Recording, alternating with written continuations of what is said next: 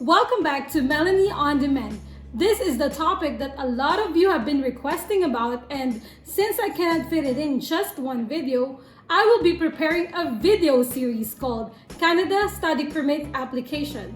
I will try to go as detailed as I can with the application steps, providing you with my own understanding of the requirements, giving you examples based on our own experiences, and walking you through the websites that will be helpful for your DIY application.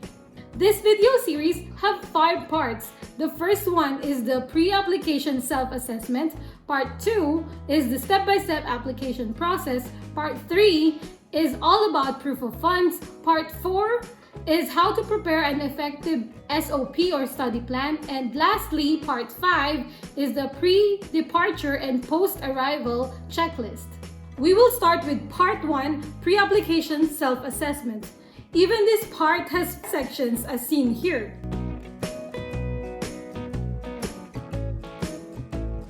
And because I have a lot of things to emphasize, things that for me are really necessary for you to understand the process, in today's video, I will be discussing the first 2 sections. Let's begin.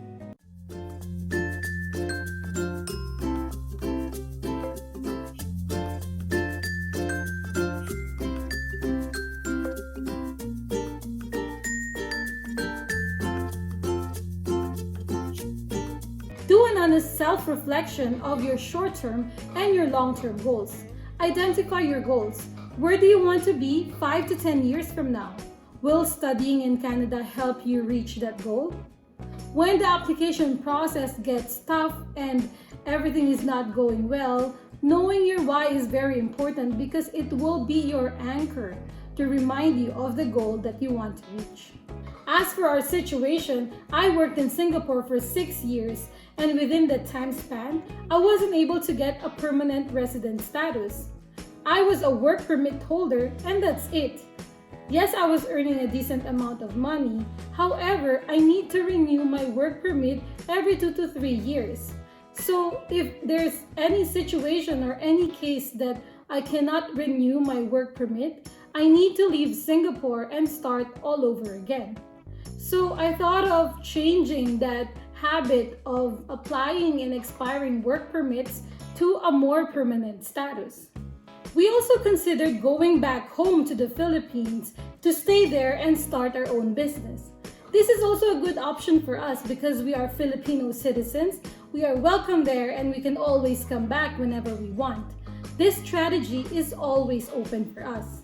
However, thinking about our age, we are not getting any younger and we are already in our 30s.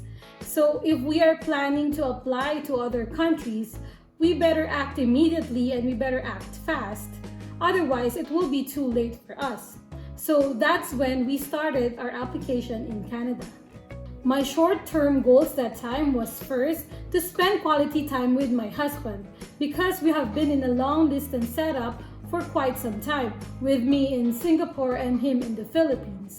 So getting a study permit will enable him to get an open work permit so we can be together in Canada as we navigate this crazy thing called marriage. And second, to have a permanent residency status. That is to change the decade-long work permit holder status in Dubai and Singapore and to have a permanent second home. And lastly, hopefully to revamp my career after I finish studying in Canada.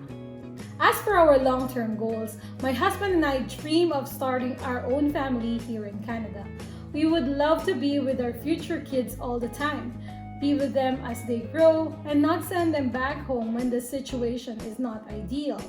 So Canada is really a family-friendly place because it provides support to family with children, and the kids, they can study for free from primary school to secondary school.